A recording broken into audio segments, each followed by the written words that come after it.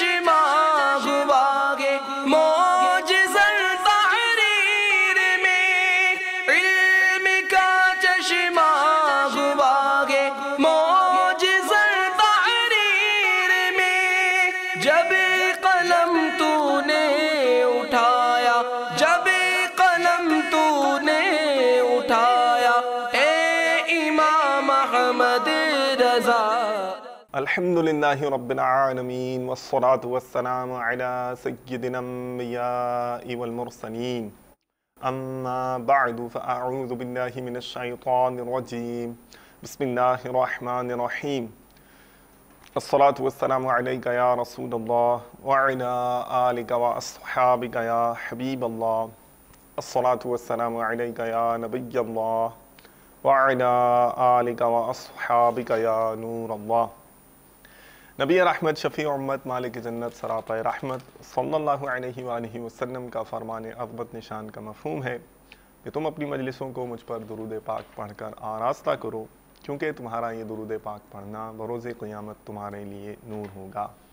صلو علی الحبیب صلی اللہ تعالی علی محمد۔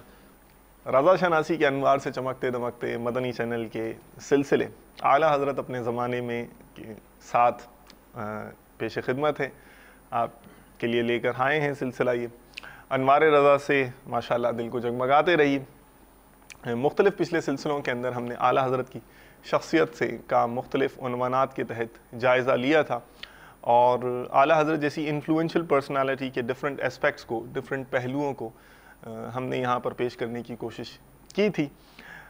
آج کچھ ایسے سوالات ہم انشاءاللہ تعالیٰ عز و جل اٹھائیں گے اور ان کے جواب سیکھنے کی اور ان کے جوابات کو سمجھنے کی کوششیں کریں گے۔ دیکھیے، کسی بھی انفلوئنشل پرسنالٹی کو، کسی بھی با اثر شخصیت کو ناپنے کے، تولنے کے مختلف پیمانے ہوتے ہیں۔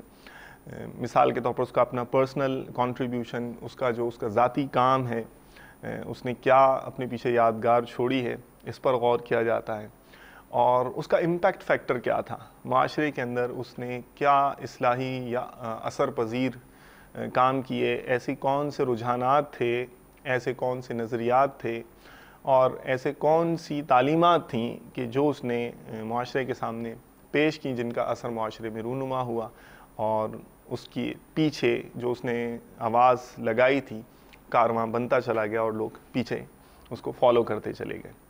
ایک اور پیمانہ یہ بھی ہوتا ہے کہ اس نے جو اس کے ساتھ ایفیلیٹیز تھے، جو اس کے ساتھ ایسوسیٹ لوگ تھے، جڑے ہوئے تھے، جو اس سے وابستہ تھے، اس نے ان میں کس طرح کے لوگ، افراد اور کس طرح کے افراد تیار کیے اور معاشرے کو کس قسم کی شخصیات دیں کہ کیا اس کا لگایا ہوا پودا، جو اس کی شاخیں تھیں، ان پر بھی پھل پھول لگے اور لوگوں نے اس سے بھی فائدہ اٹھایا۔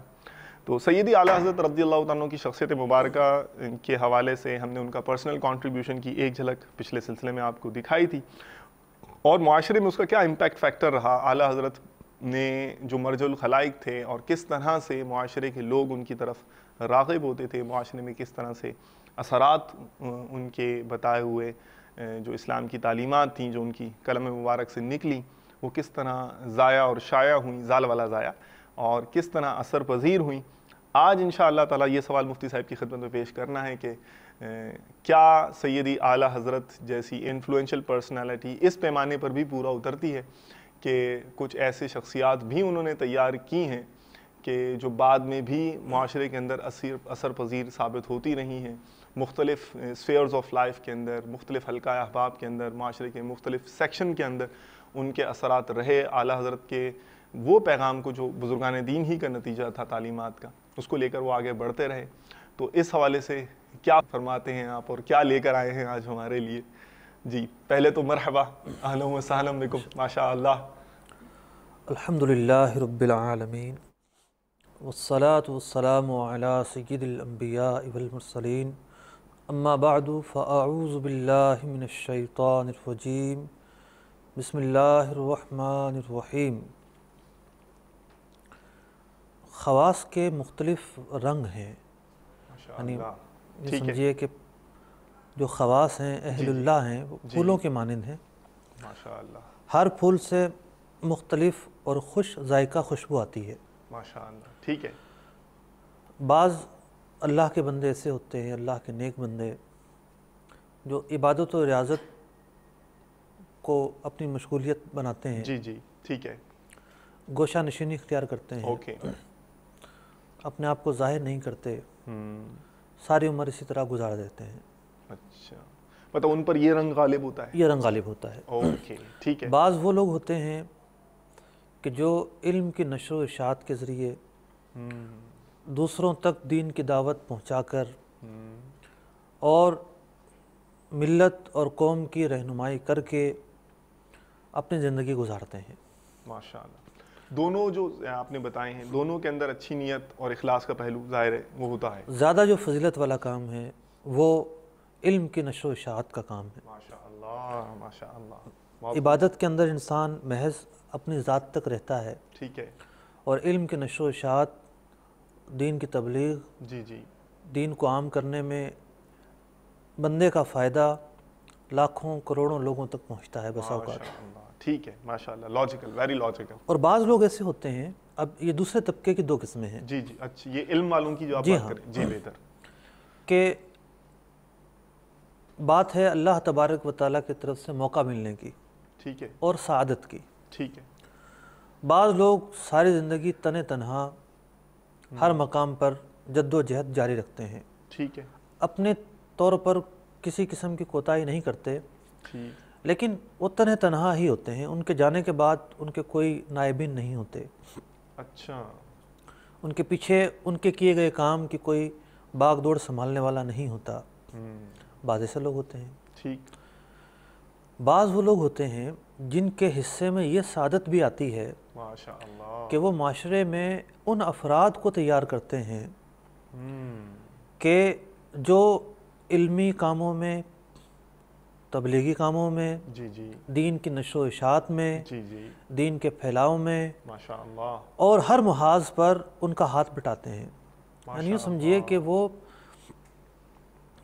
صرف لوگوں کی کردار سازی ہی نہیں کرتے، جی جی بلکہ وہ رہنما ساز ہوتے ہیں، اللہ، قائد ساز ہوتے ہیں، ماشاء، قائدین بناتے ہیں، یعنی وہ ایسے لوگ بناتے ہیں کہ جو جن کے پیچھے لوگ چلنا شروع، جن کے پیچھے لاکھوں لوگ چلتے ہیں۔ ماشاء اللہ، ایسے لوگ معاشرے میں بہت کم ہوتے ہیں۔ جی ڈیفینیٹلی ڈیفینیٹلی، دنیا بھر کا مسلمہ اصول ہے، اور سرکار دو عالم صلی اللہ علیہ وسلم صلی اللہ علیہ وسلم، نے یہی کام کیا ماشاء اللہ، کہ آپ علیہ السلام نے ایسے افراد تیار فرمائے، کیا کہنے، اور ایسے افراد کہ جو پرخلوص تھے، ماشاء اللہ، جن کے اندر جذبہ تھا، جی جی جن کے اندر اللہ کی رضا جو ہے وہ ہمیشہ سامنے رہتی تھی۔ بہت خوب، تو پھر ان افراد نے جو کارنامے انجام دیے سب کے سامنے ہیں۔ ماشاء اللہ، بہت خوب، امام اعظم ابو حنیفہ کو لیجیے آپ، جی جی کہ امام اعظم ابو حنیفہ رضی اللہ تعالیٰ عنہ خود بھی امام ہیں، جی جی اور جو آپ کے تلامذہ ہیں، آپ کے نائبین ہیں، وہ بھی وقت کے امام ہیں۔ ماشاء اللہ ماشاء اللہ، بہت سرکار پیاری غوث اعظم رضی اللہ تعالیٰ عنہ کو لیجیے آپ، جی جی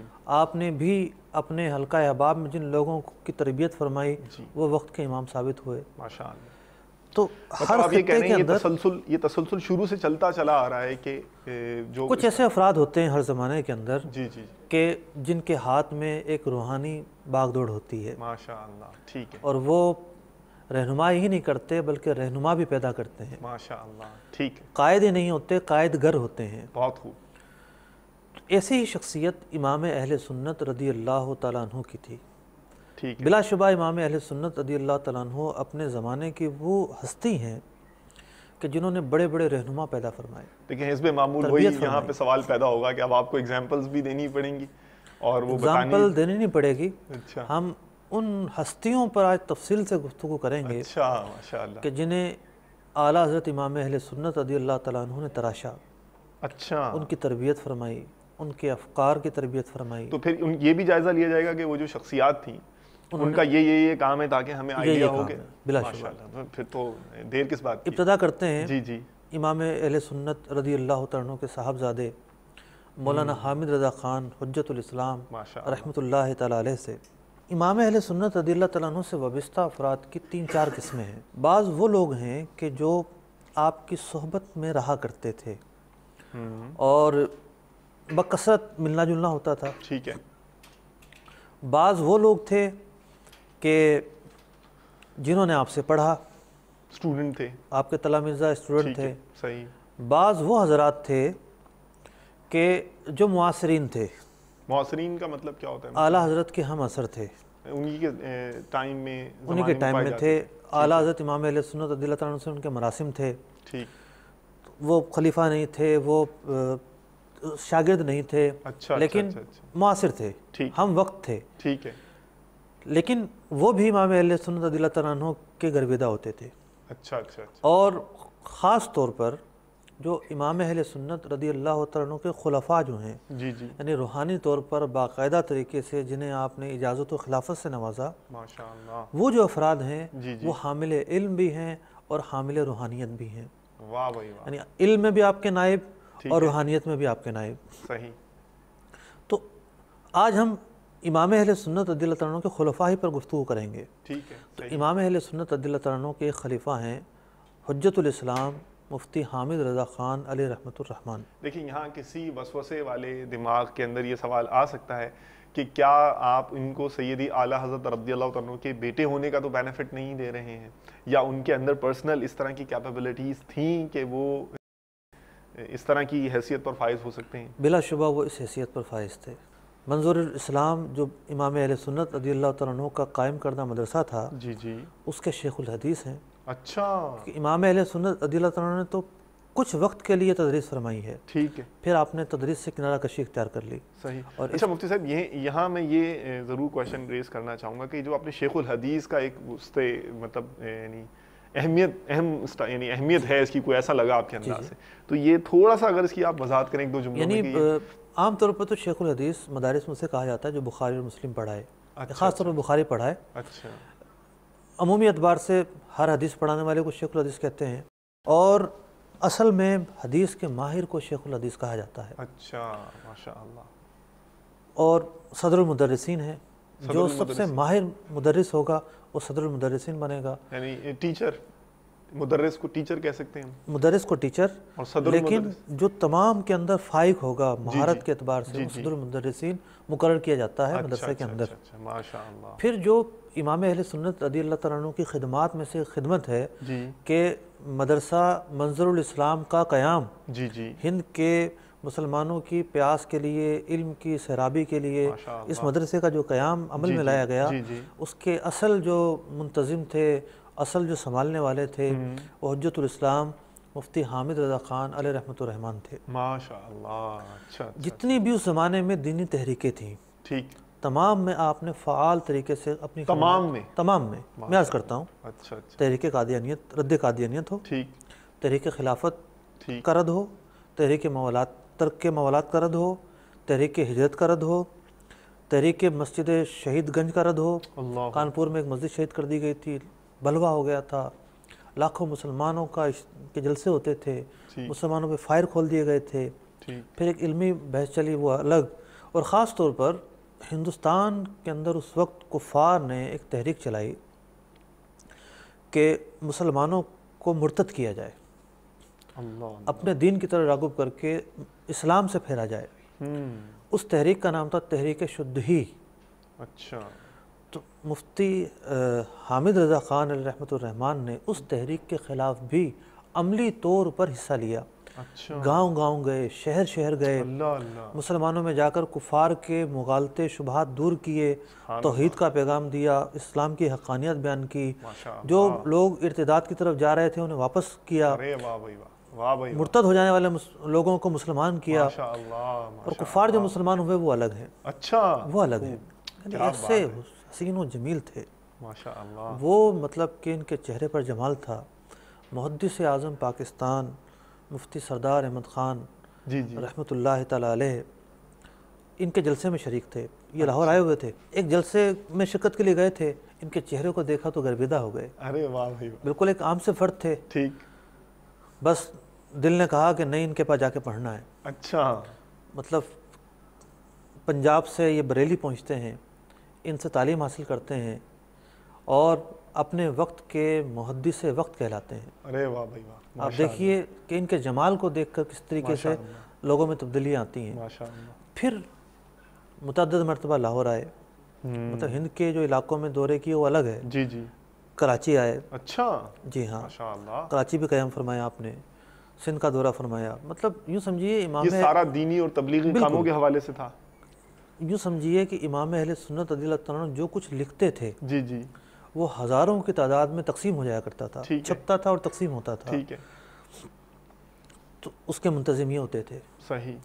کتابوں کو چھاپنا, بعض کا ترجمہ کرنا. الدولۃ المکیہ امام اہل سنت رضی اللہ تعالیٰ عنہ نے مکہ شریف میں لکھی تو سب سے پہلے آپ نے اس کا ترجمہ فرمایا اردو میں. ارے واہ بھائی ماشاء اللہ. تو وہ جو انتظام و انصرام اور عملی طور پر ملک کے کونے کونے میں جانا, بہت خوب. مختلف مواقع پر امام اہل سنت رضی اللہ تعالیٰ عنہ انہیں مناظرے کے لیے بھیجتے. ارے واہ بھائی واہ. وہاں جا کر جو ہے وہ ہدف کو پورا کرنا, یہ تمام ان کے ذمہ تھا. یعنی اپنی ذات میں یہ بھی ایک انجمن تھے. ماشاء اللہ. ٹھیک ہے. مطلب سر پدرم وہ کیا ہوتا ہے فارسی کا محاورہ پدرم سلطان بود کہ میرا ہی باپ بادشاہ ہے کا یہ نعرہ نہیں تھا, عملی بھی طور پر ایسی ماشاء اللہ کی جو ان کی کتابیں جو ان کے فتاوا ہیں پڑھنے سے. ارے واہ بھائی واہ ماشاء اللہ. مفتی وقت ہے یہ. اچھا.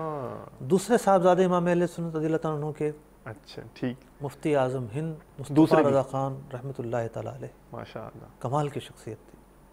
ایک تو یہ کہ عمر درازی پائی انہوں نے, اچھا اچھا اچھا اچھا, عرصہ دراز تک زندہ رہے. جی جی. اور ان کے خلفاء کی تعداد, ان کے سفروں کی تعداد, اتنے انہوں نے سفر فرمائے, لا تعداد سفر فرمائے. اچھا. ہند کے کونے کونے میں یہ پہنچے. جی جی. اپنی ذات میں ایک انجمن تھے. اور یہ سمجھیے کہ جتنی بھی تحریک تھیں جی جی ان سب میں حصہ لیا. اچھا. وقت اپنے وقت میں جس محاذ پر بھی ان کو لڑنا پڑا, علمی طور پر, مناظرے کے اعتبار سے, کسی کتاب کو لکھنے کے اعتبار سے, ہر لحاظ سے انہوں نے اپنی خدمات انجام دی. مطلب ان کی بھی تحریری تصنیفی فتاوا کے حوالے سے ڈیفرنٹ اسپیکٹ کے لحاظ سے ان کی بھی خدمات موجود ہیں. بلا شبہ فتاوا مصطفیہ موجود ہے ان کا. ماشاء اللہ. اور انہوں نے ہزارہا فتاوا لکھے, ہزارہا فتاوا لکھے ہیں. اور وہ علمی خدمات ہیں, یوں سمجھیے آپ, یہ بھی اپنی ذات میں ایک انجمن تھے. یعنی ایک تو یہ تھا کہ امام اہل سنت رضی اللہ تعالیٰ عنہ کی حیات میں جی جی خاص طور پر جو مسلمانوں کو مرتد بنانے کی جو کفار کی تحریک تھی, تحریک شدہی, اس کے توڑ کے لیے امام اہل سنت رضی اللہ تعالیٰ عنہ کے حلقہ احباب نے جماعت رضائے مصطفیٰ بنائی.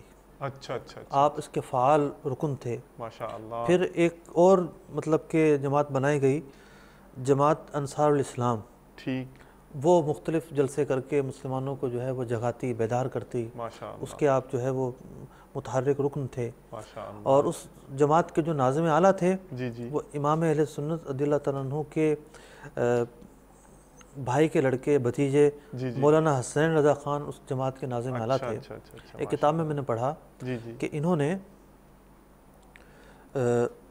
یوں سمجھیے کہ تقریباً 1935 کی شاید بات ہے, جی جی 1921 کی بات ہے. اچھا اچھا. 1921 میں ایک مقام پر ایک جلسہ کیا, بہت عظیم الشان جلسہ تھا. انصار الاسلام نے.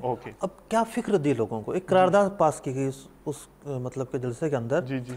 اور یہ قرارداد جو ہے 31 مئی 1921 میں لاہور کے ایک اخبار میں چھپی. ٹھیک ہے. کتابوں میں محفوظ ہے. صحیح. مطلب یعنی ڈاکیومنٹڈ ہے, تاریخی دستاویز موجود ہے. اوکے. اب اس کے اندر کیا کیا مطلب کہ مصطفیٰ رضا خان علیہ رحمۃ الرحمان اس جلسے کے اندر موجود تھے. جی جی. قرارداد پیش کی گئی. کیا نکات تھے؟ مقامات مقدسہ کی حفاظت اور مظلوم ترک کی اعانت اور امداد کی جائے. ٹھیک. نمبر 2, اندرون اور بیرونی دشمنوں سے مسلمانوں کی حفاظت کی جائے. ٹھیک. معاشرتی, تمدنی, اقتصادی مفادات کی طرف سے مسلمانوں کی رہنمائی ہو. ٹھیک. ترک اور عرب اتحاد کی کوششیں کی جائیں. ماشاء اللہ. خلاف شرع برطانوی قوانین میں ترامیم کا مطالبہ. مسلمان اسلامی بینک کھولیں. ٹھیک. مسلمان تجارت کو بڑھائیں. مسلمانوں کے لیے اسلامی خزانے کے قیام اور بیت المال کے لیے کوشش کرنا.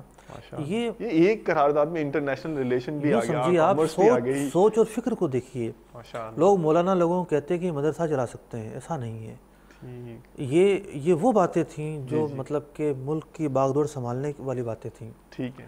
جو یوں سمجھیے 1921 کے اندر انگریز اس وقت حکومت کر رہا ہے, مسلمان ہر طرف سے کفار کے ہاتھوں پس رہے ہیں. اس طرح کی فکر لے کر عام کرنا, مسلمانوں کو بیدار کرنا کتنی عظیم کوششیں ہیں. مصطفیٰ رضا خان علیہ رحمۃ الرحمان کی جو شخصیت ہے, ان کے اندر ایک نمایاں پہلو یہ ہے کہ انہوں نے ہزاروں علماء پیدا کیے، ہزاروں علماء پیدا ہزاروں علماء پیدا کیے، مفتی صاحب ہزاروں علماء، ہزاروں علماء. یہ ان کی شخصیت کا کمال ہے. ماشاء اللہ. اور جو ان کے خلفاء ہیں، یوں سمجھیے ہندوستان کے اندر جتنے بھی مدارس ہیں، جی جی یا تو ان مدارس کو ان کے خلفاء نے بنایا ہے یا ان کے تلامذہ نے بنایا ہے. اچھا. اتنا علمی اثر و رسوخ اور اتنا فیضان کا چشمہ ان کا جاری تھا. ماشاء اللہ. انجمن تھی اپنی ذات کے اندر. کیا بات ہے. امام اہل سنت رضی اللہ تعالیٰ عنہ کے ایک اور خلیفہ صدر الشریعہ بدر الطریقہ صاحب بہار شریعت مفتی امجد علی خان علیہ رحمۃ الرحمن، یہ بھی امام اہل سنت رضی اللہ تعالیٰ عنہ کے خلیفہ ہیں. اچھا یہ بھی خلیفہ ہیں. ہیں. اچھا یہ صدر الشریعہ ہم سنتے تو ہیں بار بار، تھوڑا سا اگر اس کو بھی ایک دو جملے اس پر بھی کہہ دیں. صدر الشریعہ ایک لقب ہے. اچھا. اور پرانے فقہا کا بھی یہ لقب رہا. اچھا اچھا اچھا. تو اس کی اپنی کوئی امپورٹنس ہے جو اعلیٰ حضرت نے دیا تھا؟ شاید دو فقہا ایسے ہیں ان کا یہ لقب مشہور ہے احناف میں سے.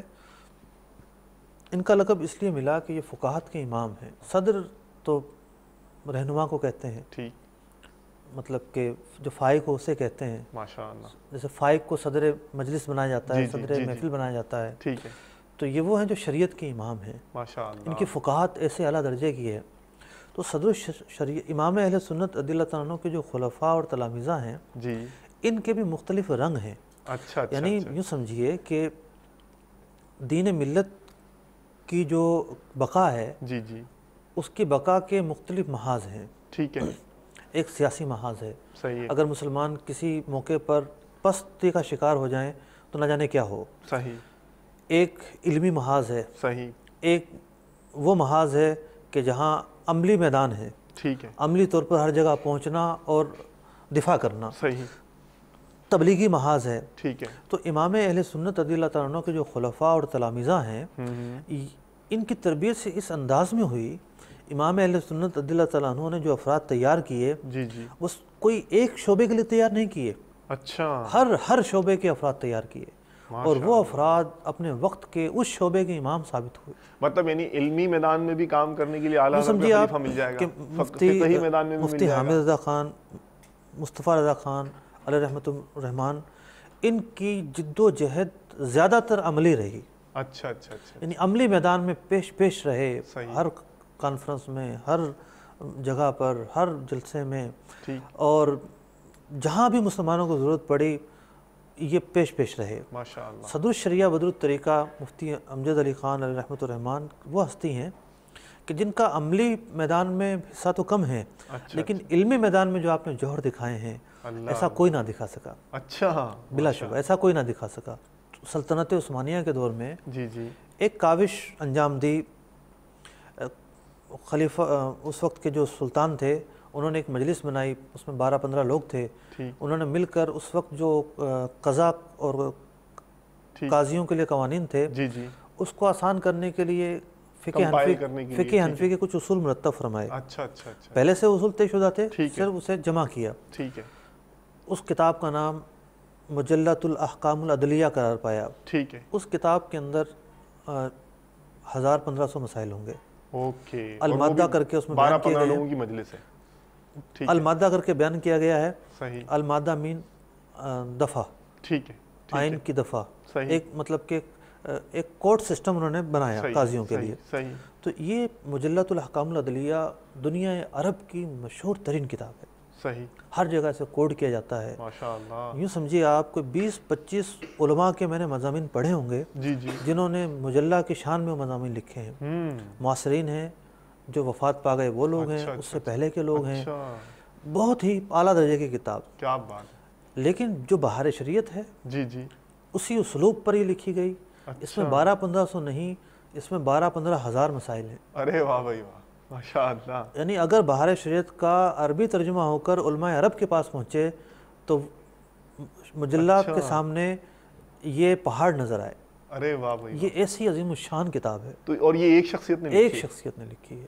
اور انتہائی غربت میں وقت نکال کر تدریس کے ساتھ ساتھ دیگر مصروفیات کے ساتھ ساتھ آپ نے مرتب فرمائی ہے. آپ کا خلوص تھا کہ اس کتاب کو اتنی شہرت ملی. اس کتاب سے مسلمانوں کے بچے نے فائدہ اٹھایا ہے. اللہ اللہ. یعنی یوں سمجھیے کہ بر صغیر کی سب سے زیادہ چھپنے والی 4 سے 5 کتابیں لیں آپ تو ان میں یہ ایک شمار ہوتی ہے. ماشاء اللہ. اچھا. یعنی ان میں یہ 4-5 کتابوں میں سے ایک ہے جو سب سے زیادہ بر صغیر میں چھپی ہے. آج بھی اتنے ایڈیشن چھپ رہے ہیں, کوئی 1 درجن سے زیادہ مکتبے تو اس کو چھاپ رہے ہوں گے مسلسل. ماشاء اللہ, اتنی ڈیمانڈ ہے اس کی آج. اتنی اس کی ڈیمانڈ ہے اور مسلمانوں نے اتنا اس سے فائدہ اٹھایا ہے, شاید ہی کوئی مسجد کا امام ہو جو اس کے نام سے واقف نہ ہو. اچھا, دوسری تو ایک طرف اتنا وقی علمی کام کہ ایک طرف آپ نے وہ جو عرب ورلڈ کی ایک ایگزامپل کو کوٹ کی ہے کہ ایک طرف وہ اور ایک طرف یہ, اور اس کا آپ نے پروف بھی دیا کہ یہ کیوں اتنی زیادہ وزن رکھتی ہے یا کیوں فائق ہے اس پر, اور دوسری طرف آپ یہ کہہ رہے ہیں بچہ فائدہ اٹھا رہا ہے عوام. تو یعنی کیا ڈیفیکلٹی علم کی, اور یہ کیا عوام اس کو سمجھ لیتی تھی اس ٹائم میں اور آج بھی کیا سمجھ لیتی؟ آج بھی سمجھتی ہے, ایسا نہیں کہ نہیں سمجھتی ہو. کیا وہ ان کا ٹارگٹ آڈینس صدر الشریعہ کا عوام تھے, علماء تھے, کیا تھے؟ انہوں نے کس کو پیش نظر رکھ کے رکھی تھی؟ انہوں نے تو یہ لکھا کہ میں نے یہ عوام کے لیے لکھی ہے. اچھا, ٹھیک ہے نا. لیکن میں یہ سمجھتا ہوں کہ عوام سے زیادہ اس کتاب سے علماء نے فائدہ اٹھایا ہے. ارے واہ بھائی, عوام سے کئی گنا زیادہ فائدہ علماء نے اٹھایا ہے, ماشاء اللہ, مدرسین نے اٹھایا ہے, ائمہ مساجد نے اٹھایا ہے.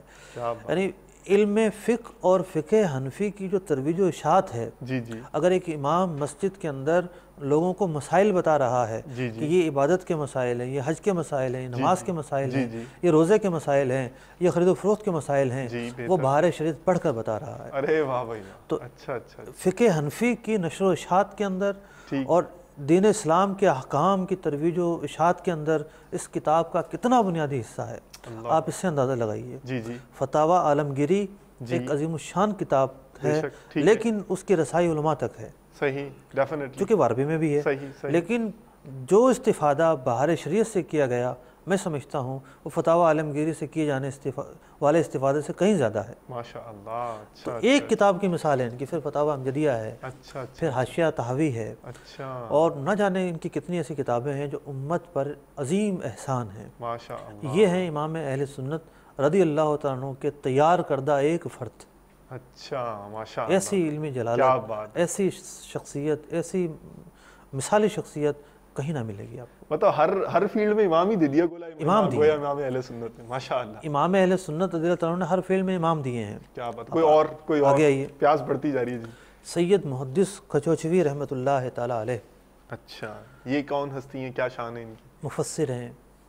مفسر ہیں. مفسر کیا ہوتا ہے مفتی صاحب؟ قرآن کریم فرقان حمید کا اعلیٰ درجے کا علم رکھنے والا, ماشاء اللہ, قرآن کے معنی سے معرفت رکھنے والا, قرآن کی تفاسیر سے معرفت رکھنے والا, قرآن کے شان نزول سے معرفت رکھنے والا, قرآن کریم فرقان حمید کے لغت سے معرفت رکھنے والا, اعجاز سے معرفت رکھنے والا. یعنی مفسر جو ہے 20 سے 25 علوم کا جامع ہوتا ہے.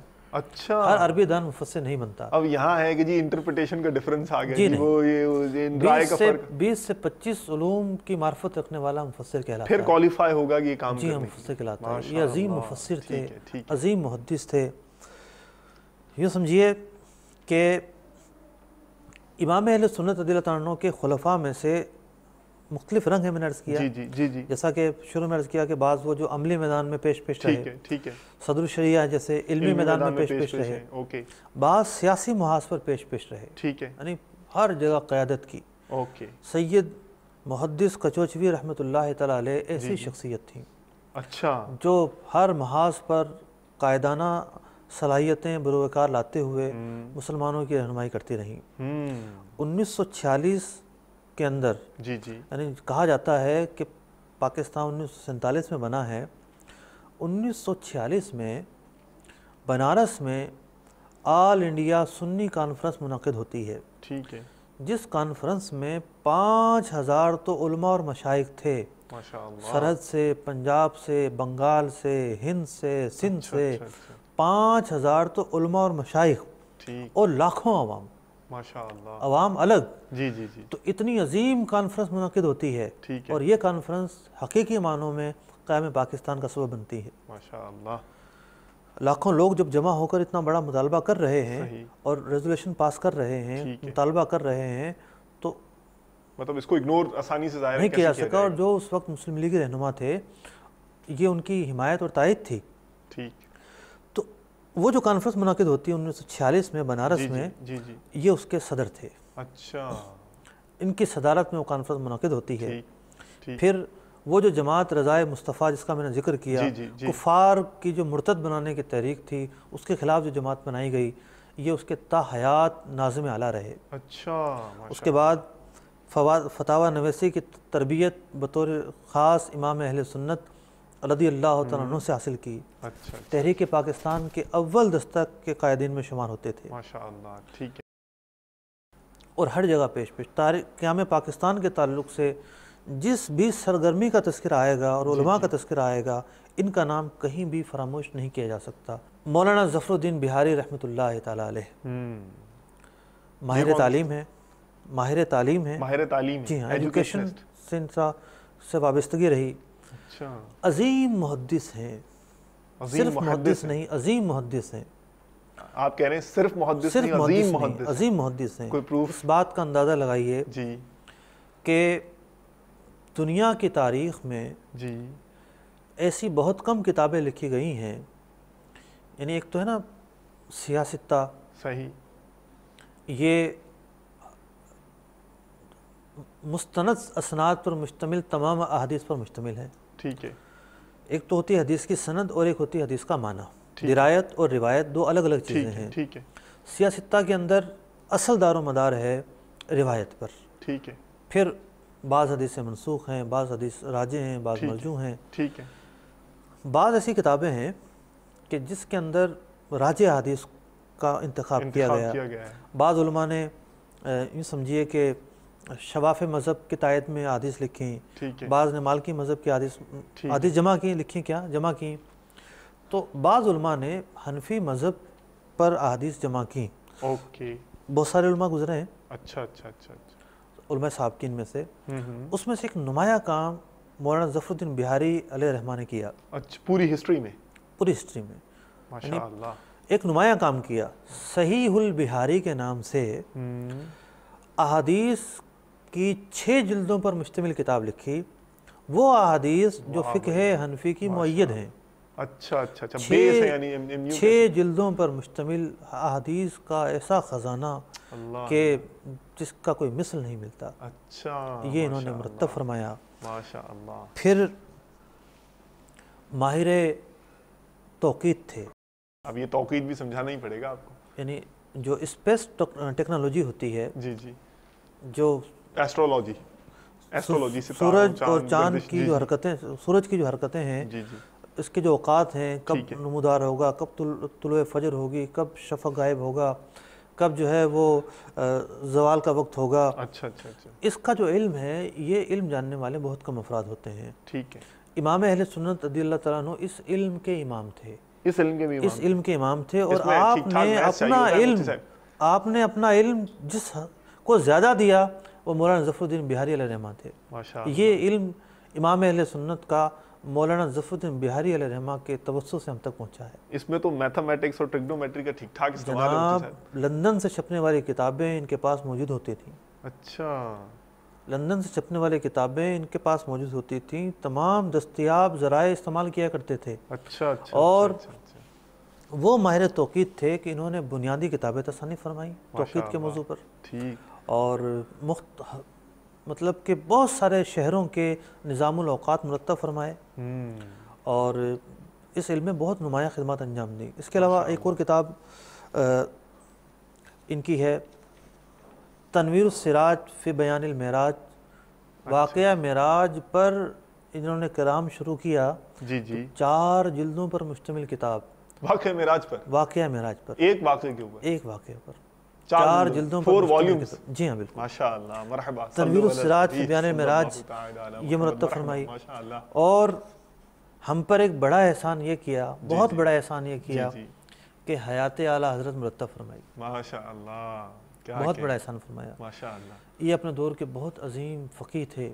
اچھا، فتاویٰ ملک العلماء، مفتی ہیں، محدث ہیں، ماشاءاللہ، فقیہ ہیں، تو عظیم شخصیت تھی۔ یہ وہ ہیرے ہیں جسے امام اہل سنت رضی اللہ تعالیٰ عنہ نے اپنے ہاتھوں سے تراشا تھا۔ بس مجھے آپ جو بیان کر دینا، میرے ذہن میں یہی آتا ہے جب یار شاگردوں کا یہ عالم ہے تو اللہ اللہ، بلکہ ان کا ایک بس یہ ہے کہ جب منظور الاسلام کا قیام عمل میں لایا گیا تو یہ منظور الاسلام کے پہلے شاگرد تھے، سب سے پہلے اسٹوڈنٹ، سب سے پہلے داخلہ لینے والے تھے۔ ماشاء اللہ، تو یہ تو اعلیٰ حضرت سے ڈائریکٹ اسٹوڈنٹشپ میں ہو گیا اعلیٰ حضرت، ماشاء اللہ تعالیٰ۔ بخاری اور مسلم امام اہل سنت رضی اللہ تعالیٰ عنہ سے پڑھی ہیں براہ راست، واہ، اتنی عظیم ہے ہستی ماشاء ہیں۔ اللہ، کیا کہنے۔ اعلیٰ حضرت امام اہل سنت رضی اللہ تعالیٰ عنہ کے خلفاء کا جب میں مطالعہ کر رہا تھا جی جی، تو ایک ہستی ایسی تھیں کہ جنہوں نے بڑا متاثر کیا مجھے، اچھا، بہت زیادہ متاثر پیاس لگ کیا۔ رہے ہیں، آپ دیکھ لیں۔ اور یوں سمجھیے کہ یعنی جتنے کمال کی وہ ہستی تھیں، جی تو ان کے جو ذات اور شخصیت کے پہلو ہیں، جیسے صدر شریعہ ایک نمایاں شخصیت ہیں، جی جی، سب ان کے فقہات کے حوالے سے جانتے ہیں، مولانا ظفر الدین بہاری ہیں اور افراد ٹھیک ہے، ہیں، ٹھیک، لیکن یہ جو شخصیت ہیں یہ جامع الاوصاف ہیں۔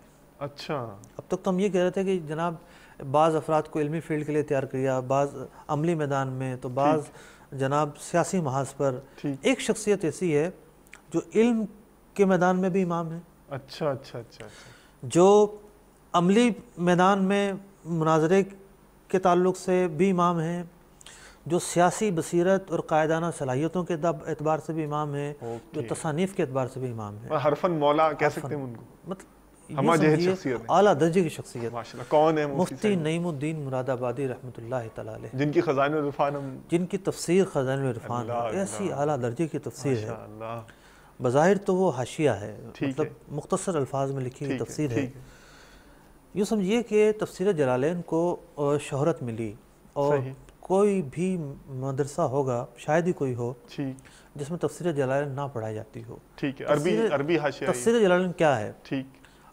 تفسیر جلالین اصل میں عربی ٹو عربی ترجمہ ہے، اچھا اچھا اچھا اچھا قرآن کا عربی میں ترجمہ ہے، آپ یوں سمجھیے، کوئی لمبی چوڑی تفسیر نہیں ہے۔ اچھا اچھا اچھا، اور ٹھیک ہے، اسے ترجمے سے زیادہ آپ نام دیں گے تو حاشیے کا نام دیں گے، اوکے، لیکن اتنا پائے کا حاشیہ ہے، اتنا پائے کا حاشیہ ہے کہ ہر عالم کے گھر میں یہ ضرور موجود ہوگا۔ اچھا، میں یہ سمجھتا ہوں کہ اردو کے تعلق سے امام اہل سنت رضی اللہ تعالیٰ عنہ کا جو ترجمہ ہے، اعلیٰ درجے کا ترجمہ ہے، ٹھیک، انہوں نے اس ترجمے پر جو حاشیہ لکھا، جی، کئی موقعوں پر یہ اتفاق ہوا کہ 7 8 کتابیں، 12 کتابیں تفسیر کی پڑھیں، اچھا اچھا اچھا، اور پڑھتے پڑھتے وہ یہ ہوتا یہ ہے کہ پڑھا کیا تھا، اچھا، صحیح ہے، پھر نکات کو جمع کیا جاتا ہے، صحیح، پھر جب تفسیر خزائن العرفان پڑھی جاتی ہے تو احساس ہوتا ہے کہ یہ مطلب ایک آیت کی تفسیر یہ 2 سے 3 لائن میں بیان کرتے ہیں، ٹھیک ہے، 4 5 لائنیں ہو جاتی ہیں، صحیح ہے، کہ یہ جو 2 3 الفاظ ہیں یہ اس سارے واقعے کی نشاندہی کر رہی ہیں، اچھا، یہ جو الفاظ ہیں اس بحث نچوڑ کا ہیں، نچوڑ ہیں، یہ جو جملہ ہے یہ اس بحث کی طرف اشارہ ہے، اچھا، یہ ایسی جامع تفسیر ہے، بہت دیکھنے کو مختصر، 7 سے لے کر 12 کتابوں تک کی رینج بتائیے آپ۔ دیکھنے مراد یہ ہے کہ 12 کے بعد تو پھر وہ ہے نا کہ تمام ہی کتابوں میں ایک جیسے بحث ہوتی ہے، صحیح صحیح صحیح، زیادہ سے زیادہ 10 12 کتابیں ایسی ہوں گی جو مختلف ہوں گی، اس کے بعد تو مطلب میرا تمام کہنے کا کتابوں میں اتنوں کا یکسانیت ہوتی عطر آپ یہ کہہ رہے ہیں کہ یہاں ہے، بالکل موجود اتر ہے، ہے، تو مفسر قرآن ہونا ان کی کا ایک وصف ہے۔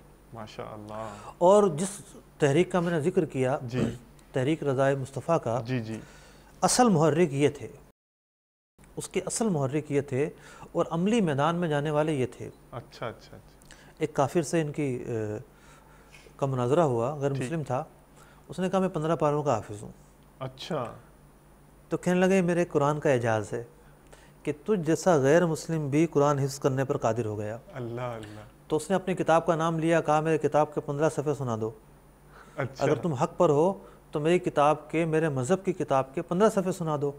آپ نے فرمایا کہ تیرے مذہب کی کتاب کے 15 صفحے تو تجھے بھی یاد نہیں ہوں گے، اچھا، ٹھیک ہے، میرے قرآن کا یہ اعجاز ہے کہ 15 سپارے تو نے یاد کر لیے، تو خود اپنی کتاب کے 15 صفحے سنا کر دکھا۔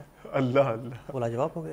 ٹھیک، تو آپ نے یوں سمجھیے کہ ہند کے کونے کونے میں جا کر ہزارہ لوگوں کو مسلمان فیلڈ کیا، میں اتر کر اوکے، ہزارہ لوگوں کو مسلمان کیا، مسلمان کیا ہزارہ لوگوں، ہزارہ لوگوں کو۔ ماشاء اللہ، وہ لوگ جو غیر مسلم ہو چکے تھے جی جی، ان کو اسلام کی طرف دوبارہ پلٹا، تصانیف کے میدان میں ایک سے بڑھ کر ایک علمی تصنیف کی خدمات انجام دی۔ اچھا، یہ آئے کیسے امام اہل سنت کے پاس؟ جی جی، بڑا عجیب واقعہ ہے۔ اچھا یہ بھی کوئی یہ انٹرسٹنگ چیز ہے. مراد آباد میں رہتے تھے. 19 سال ان کی عمر تھی. 19 سال. 19 سال. تو مراد آباد سے ایک اخبار چھپتا تھا, تو کسی اخبار میں امام اہل سنت رضی اللہ تعالیٰ عنہ کے خلاف کوئی مضمون لکھ دیا اس اخبار میں کسی نے. اچھا. انہوں نے وہ مضمون پڑھا. 19 سال کی عمر, ایک جذباتی طبیعت اور ایک اٹھان والے شخصیت. جذباتی تو کیا, ایک وہ طبیعت کے جو کچھ کر گزرنے کا جو ہے وہ حوصلہ رکھتے ہیں. ماشاءاللہ. اس اخبار کے مالک کے پاس پہنچتے ہیں. ٹھیک ہے. کہتے ہیں یہ مضمون شائع ہوا ہے, یہ اس ہستی کا مضمون ہے جس سے میں محبت کرتا ہوں, عقیدت کرتا ہوں, جو باتیں لکھی گئی وہ غلط ہیں. نہیں تو کیا رشتہ داری تھی جو محبت؟ کوئی رشتہ داری نہیں تھی, کوئی اسٹوڈنٹشپ کا معاملہ تھا؟ اسٹوڈنٹشپ نہیں تھی, کبھی دیکھا بھی نہیں تھا, عالم بھی نہیں تھے, فاضل بھی نہیں تھے, کچھ بھی نہیں تھے. ہم یہ کہہ سکتے ہیں اللہ کے لیے محبت تھی. اللہ کے لیے محبت تھی. اللہ تعالیٰ نے اپنے اس بندے کی محبت لوگوں کے دلوں میں ڈال رکھی تھی. ماشاءاللہ. تو خیر خود بھی اسکالر تھے مفتی صاحب اس ٹائم 19 سال کی عمر میں؟ نہیں, ایسا کچھ نہیں تھا. اچھا. کوئی بڑے اسکالر نہیں تھے. اچھا اچھا اچھا. اب اخبار والا تیار نہ ہو تو اسے کہتے ہیں کہ دیکھو اگر یہ مضمون چھپے گا تو ہزاروں مسلمان یہ اخبار خریدیں گے, کیونکہ ہزاروں مسلمان محبت کرتے ہیں, سب کو تیش ہے, اس کی نفسیات کے اعتبار سے اس کو تیش ہے. وہ راضی ہو گیا چھاپنے پر. ٹھیک. تو آپ نے مضمون لکھا, پھر جواب آیا, اس سلسلہ چلتا رہا. تو مراد آباد سے ایک حافظ صاحب آیا کرتے تھے امام اہل سنت رضی اللہ عنہ کی خدمت میں, عقیدت مند تھے. اچھا اچھا. تو وہ 2-4 کاپیاں لے آئے. صحیح. امام اہل سنت نے دیکھا, فرمایا کون ہے؟ اچھا اچھا اچھا. آئندہ آنا ہو تو اسے میرے پاس لے کر آئیے گا. ماشاءاللہ. تو اتنا ایسا مضمون تھا وہ؟ ایسا مضمون تھا. ماشاءاللہ. تو یوں سمجھیے کہ جو ہیرا ہے وہ جب تک تراشا نہ جائے اسے کوئی نہیں پہچانتا, جوہری ہی اس کی پہچان رکھتا ہے. اللہ اللہ اللہ. صحیح ہے. تو 19 سال کے اس نوجوان لڑکے کو امام علیہ السلام نے بلایا اور بلا کر کیا تراشا, اللہ اللہ, مفسر قرآن بنا دیا. کیا بات ہے. اور کیا کیا خدمات انجام دی. جی جی لبیک. انہوں نے اس تحریک شدہی جو کفار کی طرف سے تحریک تھی اس کی بھرپور مخالفت کی, اور اس کو یوں سمجھیے کہ آپ مردہ کر دیا. اس کے بعد آپ نے ہند بھر کے مشائخ کو جمع کیا مراد آباد میں. اچھا. اور قیام پاکستان کے لیے عملی طور پر جد و جہد کی جو ہے وہ کوششیں جاری کرنے کا ایک پروگرام بنایا. 4 دن تک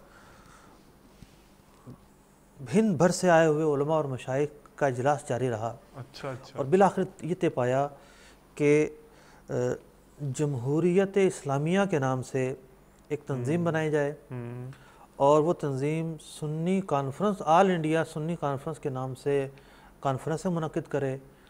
مسلمان اور کفار الگ الگ قومیں ہیں, یہ نظریہ دے اور ایک نئے وطن کا مطالبہ کریں. صحیح صحیح. یہ محرک ہیں, ان کے اپنے شہر میں ان کی دعوت پر بے پناہ علماء اور مشائخ جمع ہوئے ہیں, اور ایک تحریکی کام کا آغاز ہوا ہے. ٹھیک ہے. آپ جو ہے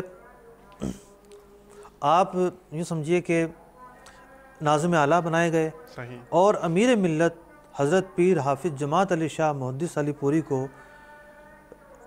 اس کا امیر منتخب کیا گیا. اچھا.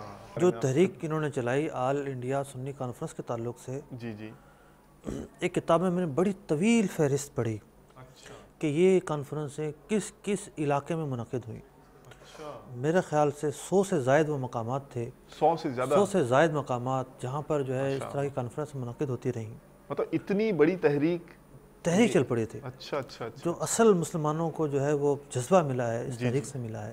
اچھا ماشاءاللہ. اور میں نے عرض کیا کہ 1946 میں جو اس کا اتنا بڑا عظیم اجتماع ہوا جس میں لاکھوں لوگوں نے شرکت کی, اس کی تو ایک الگ بات تھی. ٹھیک ہے. صرف یہی نہیں, جب پاکستان بن گیا, چونکہ وہاں کے مسلمانوں کو بھی دیکھنا تھا. ٹھیک ہے. آپ مراد آباد ہی میں رہے, وہاں پر سلسلہ تعلیم جاری تھا آپ کا. اچھا اچھا. 1948 میں آپ محدث محمد کچوچوی علیہ رحمہ اور دیگر اکابر علماء کے ہمراہ پاکستان آتے ہیں بذریعہ ہوائی جہاز, اور یہاں کے جو علماء تھے ان سے مذاکرات کرتے ہیں, اور یہ لائے عمل تیار کرتے ہیں کہ اسلامی ایک دستور بنایا جائے جو قومی اسمبلی سے پاس کروایا جائے. ٹھیک. اس کے لیے کوششیں ہوتی ہیں, اس کی ذمہ داری بھی آپ پر عائد ہوتی ہے. اچھا. کہ آپ اس کو بنائیں گے, لیکن اس کے جانے کے 3 ماہ بعد ہی آپ کا وصال ہو جاتا ہے. اچھا اچھا. ٹھیک. ایک خط انہوں نے لکھا, یعنی یوں سمجھیے کہ جن بھی افراد کا ہم نام لے رہے ہیں, جی جی, ان کی شخصیات میں علمی پہلو نمایاں ہیں. ٹھیک ہے. یہ سب علماء ہیں, جن کا بھی آپ اعلیٰ حضرت کے جتنے بھی خلفاء ہیں پائے کے علماء ہیں. اچھا, پائے کے اعلیٰ درجے کے علماء ہیں. ماشاء اللہ.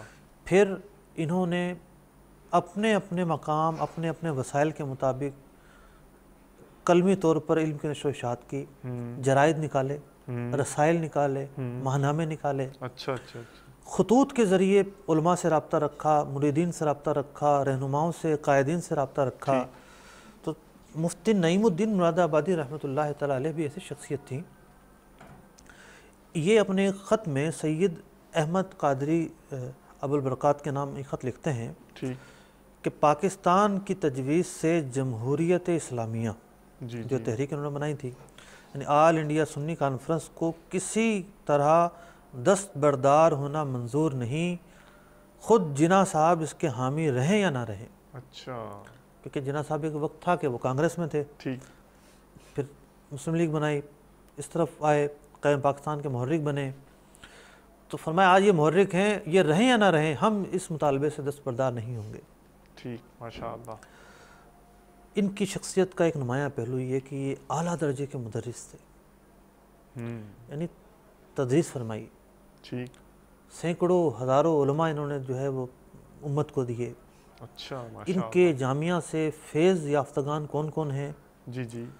ابو الحسنات قادری صاحب, ماشاء اللہ. ابو البرکات قادری صاحب, دونوں بھائی ہیں. مفتی احمد یار خان نعیمی رحمۃ اللہ تعالیٰ علیہ. فقیہ ملت مولانا نور اللہ بصیر پوری صاحب رحمۃ اللہ تعالیٰ علیہ. مفتی محمد حسین نعیمی رحمۃ اللہ تعالیٰ علیہ. اس پائے کے, یعنی یہ بھی وہ علماء ہیں جو اپنے وقت کے امام ثابت ہوئے ہیں. ماشاء اللہ. یعنی امام گر, یہ بھی امام گر ہوئے. یعنی یہ وہ تراشا ہوا ہیرا ہے امام اہل سنت رضی اللہ تعالیٰ عنہ کا, کہ جسے 9 عمری میں بلا کر اور وہ تربیت فرمائی, وہ تعلیم فرمائی, وہ فکر کی پختگی فرمائی, اور وہ علم اور فن اور روحانیت عطا فرمائی کہ کس طریقے سے جو ہے عالم کو یہ جگمگ کروا رہا ہے, عالم کے اندر روشنی پھیلا رہا ہے. مفتی نعیم الدین مراد آبادی رحمہ تھے. اس کے بعد ایک اور شخصیت ہیں مفتی سید دیدار علی صاحب رحمۃ اللہ تعالیٰ علیہ, امام المحدثین جن کا لقب ہے. امام المحدثین بلا شبہ. عظیم فقیہ ہیں. ٹھیک. یہ الور ایک علاقہ تھا راجستھان میں, وہاں پیدا ہوئے, سید زادے ہیں. تعلیم و تربیت حاصل کی. اس کے بعد یہ تھا کہ بمبئی میں تدریس فرمائی, پھر لاہور آ گئے, مدرسہ نعمانیہ میں تدریس فرمائی. پھر مفتی ارشاد حسین رامپوری صاحب کی ایما پر مفتی آگرہ مقرر ہوئے. اچھا. مفتی آگرہ اس ریاست کی ایک اہم پوسٹ ہوتی تھی. اچھا اچھا. لیکن لاہور میں چونکہ یہ بہت متحرک ہو چکے تھے, تو انجمن نعمانیہ والوں کی درخواست پر 1 سال بعد ہی واپس آ گئے. انجمن نعمانیہ جو ہے اس وقت کی ایک بہت ہی متحرک تنظیم تھی, اور قائم پاکستان میں بھی اس کا بڑا حصہ رہا. ماشاءاللہ. اس کے بعد انہوں نے آ کر انجمن حزب الاحناف کی بنیاد رکھی, اور مدرسہ حزب الاحناف کی بنیاد رکھی. اور لاہور کی ایک مسجد ہے, مسجد وزیر خان. مجھے ایک ہی مرتبہ لاہور جانے کا موقع ملا ہے چند گھنٹوں کے لیے, تو میں اس مسجد میں بھی گیا اور ان کے مطلب کہ مزار شریف پر بھی حاضری دی. ماشاءاللہ. تو اس مسجد کے یہ خطیب رہے. یہ مسجد جو ہے کئی تحریکوں کی, کئی محاذ کی قیادت کی ہے اس مسجد میں. مفتی سید دیدار علی صاحب رحمۃ اللہ تعالیٰ علیہ اس کے قائد ہوا کرتے تھے. اور ہر ایسی تحریک جس کا تعلق مذہب سے ہو, اس مسجد کا نام نہ آئے, تاریخ کی کتابیں سے خالی نہ ملیں, آپ دیکھ لیجیے گا. شخصیت جو اعلیٰ حضرت کی اب یہ تو دیکھیے کہ اب یہ اعلیٰ حضرت کے کوئی شاگرد نہیں ہیں. اچھا. اعلیٰ کا صرف نام سنا انہوں نے ابھی تک. اچھا اچھا اچھا. مفتی نعیم الدین مراد آبادی رحمہ سے غیر مراسم تھے. تو ایک مرتبہ یہ ہوا کہ مفتی صاحب نے ترغیب دلائی کہ آؤ اعلیٰ حضرت سے ملنے چلتے ہیں. ٹھیک ہے. وہ لوگ کہتے ہیں نا امام احمد رضا نے ایک نیا دین دیا ہے. غلط باتیں. ہزاروں وہ علماء ہیں امام اہل سنت کے دور کے جن کا کسی طرح بھی امام اہل سنت سے کوئی رابطہ نہیں تھا. ٹھیک. لیکن ہم فکر, ہم خیال, ہم مسلک, ہم مذہب, وہی باتیں جو ان کے ماں باپ نے سکھائی تھیں وہی ان کے اندر تھی، وہی امام اہل سنت کے اندر تھی، ایسا کچھ نہیں تھا۔ تو کہا کہ اعلیٰ حضرت سنا ہے وہ ذات کے پٹھان ہیں اور سخت طبیعت کے ہیں۔ اچھا، تو کہا نہیں آپ چلیں، ملنے چلتے ہیں۔ امام اہل سنت کے پاس پہنچتے ہیں، سید دیدار علی صاحب رحمۃ اللہ تعالیٰ علیہ امام اہل سنت کے پاس جاتے ہیں، مزاج پوچھتے ہیں حضور کیسے ہیں آپ؟ اچھا، اب صاحب کشف امام اہل سنت ماشاء کیا اللہ، فرماتے ہیں؟ یاد آ گیا مجھے بات، ذات کا پٹھان ہوں، مزاج کا سخت ہوں، کیا پوچھیں گے آپ؟ جی جی، یعنی دل میں جو بات لے کر چلے تھے تو وہی بات سید اعلیٰ اعلیٰ حضرت کی زبان سے اتنی تواضع سن رہے ہیں تو پانی پانی ہو گئے شرم سے، اللہ مطلب اپنے اندر ہی یہ تو صاحب کشف ہیں۔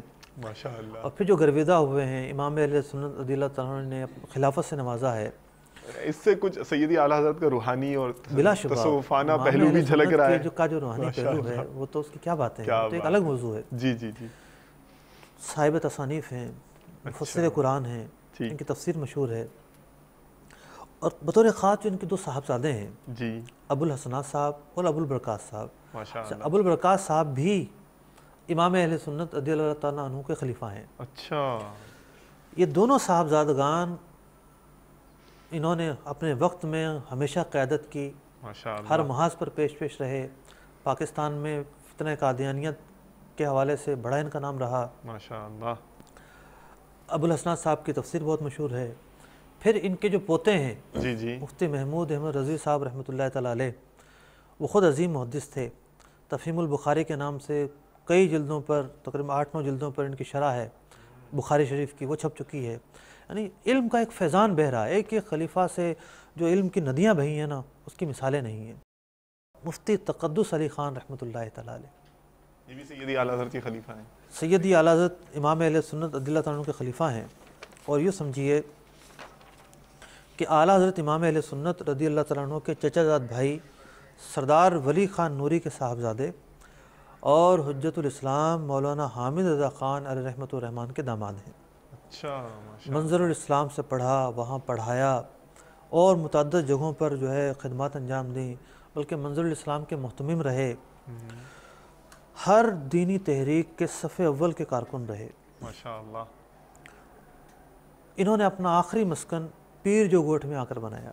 اچھا اچھا اچھا، ٹھیک ہے، پیر جو گوٹ میں یعنی سندھ سندھ کا جو ایک سلسلہ ہے پیر جو گوٹ کے اندر سے چلتا ہے، یہاں آ کے آپ نے تدریس اور خدمات انجام دی۔ صحیح، سندھ بھر میں ہزاروں علماء ان کے شاگرد ہیں۔ ماشاء اللہ، یعنی سندھ کے اندر سلسلہ راشدیہ کے جو علماء اور فاضلین ہیں، ان کی حیات میں جتنے بھی لوگ فاضل ہوئے ہوں شاید ہی کوئی ہو جو ان کا شاگرد نہ ہو۔ اچھا، ماشاء اللہ میں تعالیٰ، خود ان کے بعد شاگردوں سے ملا ہوں، ان کی ماشاء عمریں اس وقت ذوف العمری میں پہنچی ہوئی ہیں۔ اچھا اچھا، تو حضرت نے یوں سمجھیے 60 سال تک تدریس فرمائی، اللہ اکبر، علم اور فن سے وابستہ رہے ماشاء اور اللہ۔ علم کے چشموں کو عام کرتے رہے۔ اصل میں میرا خیال ہے کہ عبدالعلیم صدیقی صاحب، ہاں، میرا یہ ذہن تھا کہ انٹرنیشنل عبدالعلیم پرسپیکٹو میں صدیقی بھی ہم صاحب بات کریں۔ مبلغ اسلام، میں نے عرض کیا نا، جی، مختلف محاذوں کے افراد تیار فرمائے، ٹھیک ہے، یعنی اعلیٰ درجے کی انگریزی اور عربی جانتے تھے۔ اچھا، افریقہ، امریکہ اور دنیا کے کئی ممالک میں جا کر ہزاروں لوگوں کو مشرف با اسلام کیا، اللہ، ہزاروں لوگوں مشرف با اسلام کیا، مشرف با اسلام، اور بڑی بڑی مشہور شخصیات کو مسلمان کیا، تو یہ غیر مسلموں میں کام کرنے کے لیے ان کو تیار کیا بیرون ممالک میں خاص طور پر۔ اچھا اچھا اچھا، جو ان کی صلاحیتوں کو امام اہل سنت نے دیکھا، اپنی خلافت سے نوازا۔ ماشاء ان اللہ، کے بھائی مختار احمد صاحب صدیقی بھی امام اہل سنت کے خلیفہ ہیں، ہزاروں لوگوں کو انہوں نے مسلمان کیا ہے، اور جو ان کی علمی خدمات ہیں اس کا تو مطلب کہ پورا ایک باب ہے۔ وہ باب تو ظاہر ہے کہ اعلیٰ پھر روحانیت کے میدان میں مولانا ضیاء الدین مدنی علیہ رحمہ، ماشاء اللہ، عبدالسلام جبل پوری، مفتی برہان الحق جبل پوری، سلمان اشرف بہاری، شریف کوٹلوی رحمۃ اللہ تعالیٰ علیہ، یہ اعلیٰ حضرت کے وہ خلفاء ہیں جو اپنے وقت کے امام ہیں۔ ظاہر ہے کہ ان کا بھی آپ نے کچھ نہ کچھ تو ظاہر تیاری کر کے رکھی ہوگی اور آپ نے، لیکن بہرحال تشنگی رہ گئی، اور اعلیٰ حضرت پر جب بھی بات کی جاتی ہے ایسا ہی محسوس ہوتا ہے کہ کچھ نہ کچھ تشنگی رہ ہی جاتی ہے۔ تو خیر، رضا شناسی کی انوار چمکتے دمکتے رہیں گے مدنی چینل پر، ہمارے ساتھ وابستہ رہیے۔ Stay tuned with us انشاءاللہ تعالیٰ عز و جل. پھر سلسلہ لے کر حاضر ہوں گے. جزاکم اللہ خیراً و احسن الجزاء.